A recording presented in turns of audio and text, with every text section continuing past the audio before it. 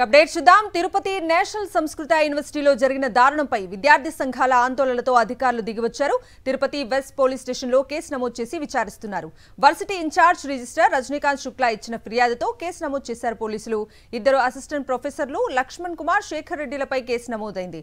2 cell ఫోన్లను పోలీసులు seize చేశారు.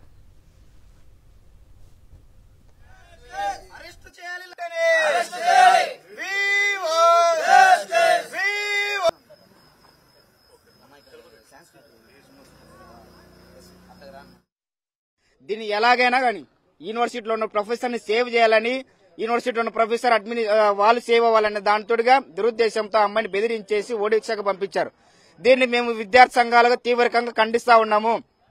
తక్షణమే వీసీ గారు దీని మహిళకి అన్యాయం జరిగింది కాబట్టి తక్షణమే రాజీనామా చేయాలి.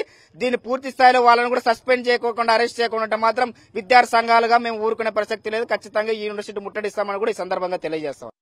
ఈ యొక్క యూనివర్సిటీలో ఈరోజు దళిత మహిళ పైన ఈరోజు గర్భవతి చేసినా కూడా ఈరోజు దాన్ని కప్పుపెట్టే విధంగా ఈరోజు వీసీ గారు వ్యవహరిస్తున్నారు. మీరు విద్యార్థులు పక్క రాష్ట్రం నుంచి విద్యార్థులకి ఇక్కడ చదువు చెప్పేది మానేసి ఈరోజు లైంగికంగా వేధించి ఈరోజు మీ యొక్క మానవ కోరికలు తీర్చుకునేదానికి ఈరోజు మీరు పాఠాలు చెప్తున్నారా? ఇప్పటికైనా బుద్ధి తెచ్చుకొని తక్షణమే ఎవరైతే వీసీ ఉన్నారో ఆయన భద్రత చేయాలి. అది ఏదైతే మహిళ ఉందో ఆ మహిళకు న్యాయం చేయాలి. ఎవరైతే ఈ నీచుడు, ఈ మానవ మృగం ఎవరైతే ఉన్నారో ఆయనకి తక్షణమే ఉరిశిక్ష చేయాలని కూడా వైఎస్ఆర్ విద్యార్థి విభాగం కూడా మేము సూటిగా హెచ్చరిస్తున్నాం.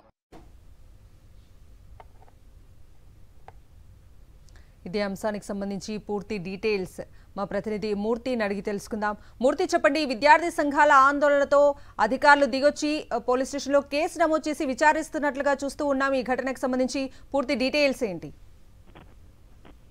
ఖచ్చితంగా ఇది విద్యార్థి సంఘాల విజయం అనే చెప్పాలి. విద్యార్థి సంఘాల ఆందోళన తర్వాతనే ఈ యొక్క యూనివర్సిటీ ఇన్ఛార్జ్ రిజిస్టర్ గా ఉన్నటువంటి రజనీకాంత్ శుక్లా యూనివర్సిటీ వెస్ట్ పోలీసులకు ఫిర్యాదు చేయడం జరిగింది. దీంతో ఇద్దరు అసిస్టెంట్ ప్రొఫెసర్ల పైన కూడా కేసు నమోదు చేశారు. వారి వద్ద నుంచి 2 సెల్ ఫోన్లు కూడా సీజ్ చేయడం కూడా జరిగింది. వాటిని ఎఫ్ఎస్ఎల్ కూడా పంపించడం కూడా జరిగిందని చెప్పి పోలీసులు చాలా స్పష్టమైన ప్రకటన చేసిన తర్వాతనే ఆ విద్యార్థి సంఘాల ఆందోళన అనేది విరమించింది. గడిచిన 10 రోజులుగా ఈ యొక్క ఘటన వెలుగు చూసినప్పటికీ ఈ యొక్క విషయం పట్ల assistant professor, Keechaka assistant professor రక్షించే ప్రయత్నం చేయడం జరిగింది. విద్యార్థి సంఘాలు ఆరోపించినట్లుగా వాళ్ళని సేవ్ చేసే క్రమంలోనే ఇదంతా కూడా బాధిత విద్యార్థిని అన్యాయం చేయడం జరిగిందనేది విద్యార్థి సంఘాలు ఆరోపించి దానిలో పెద్ద ఎత్తున విద్యార్థి సంఘాలు నిన్న అర్ధరాత్రి వరకు కూడా ఆందోళన చేపట్టడంతో ఒక్కసారిగా ఇది విషయం పెద్దదవుతున్నటువంటి గ్రహించినటువంటి యూనివర్సిటీ యాజమాన్యం తక్షణమే యూనివర్సిటీ యాజమాన్యం ఇన్ఛార్జ్ రిజిస్టర్ గా ఉన్నటువంటి రజనీకాంత్ శుక్లా వెస్ట్ పోలీసులకు ఫిర్యాదు చేయడం జరిగింది. వారి వద్ద నుంచి ముందుగానే సేకరించినటువంటి 2 సెల్ ఫోన్లు కూడా వెస్ట్ పోలీసులకు అప్పగించడం జరిగింది. కేసు నమోదు చేశారు. వారిద్దరి కోసం అయితే ప్రస్తుతం గాలిస్తున్నటువంటి పరిస్థితి. బాధిత విద్యార్థిని అయితే ప్రస్తుతం ఆమె సొంత ఊరైనటువంటి ఒడిశా రాష్ట్రానికి వెళ్ళిపోవడం జరిగింది. ఆమెను కూడా తిరిగి ఈ యొక్క కంప్లైంట్ అంశాలు కూడా ఇచ్చే ప్రయత్నం జరుగుతూ ఉన్నాయి. ఈ యొక్క ఘటనకు సంబంధించి తక్షణమే వీసీ రాజీనామా చేయాలంటే విద్యార్థి సంఘాలు అయితే పెద్ద ఎత్తున డిమాండ్ చేస్తూ ఉన్నాయి. Right Murthy, thank you.